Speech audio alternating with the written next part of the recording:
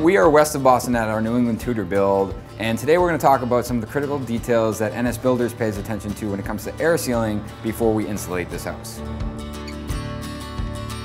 One of the areas that we pay close attention to is the air sealing around our windows. So we're using the Loctite Tite Foam window and door. We like to use the Loctite Tite Foam because number one, it's low expansion and it's not going to bow the frame as we're filling that cavity, but also it's flexible. So with seasonal movement, it's going to move with it rather than crack.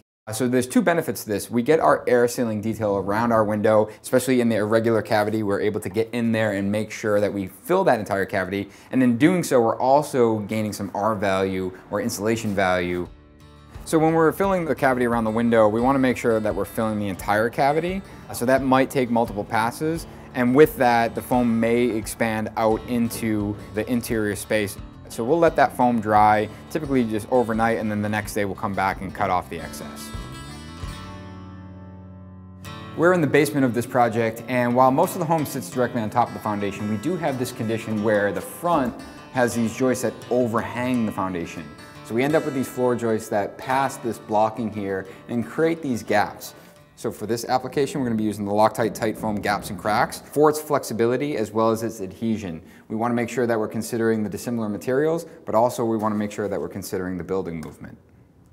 In terms of adhesion, the nice part about this foam is that it's designed for multiple materials and to bridge between dissimilar materials. And that's important when we're thinking about details such as in the basement when you're going from foundation to mud sill, or even around floor framing and wall framing and sheathing products. We know that wherever we put this product, the adhesion is good enough to span between the materials. Another area that we need to address is the blocking in between our rafters on our ventilated roof system. Why is that important? Well, the blocking is acting as our air control layer. Above that, we're going to be installing a baffle in its final condition with the insulation to allow the fresh air to move. So this right here is really important to make sure it's air sealed. We don't want any fresh air escaping through these cracks. So for this assembly, we're going to be using the Loctite gaps and cracks on either side to seal this up, allowing all of that fresh air to ride above the baffle. So some of the things that we're going to pay attention to when we're applying this foam is nice even pressure to the trigger, make sure that we're filling that gap completely, but also being mindful of the fact that this does expand.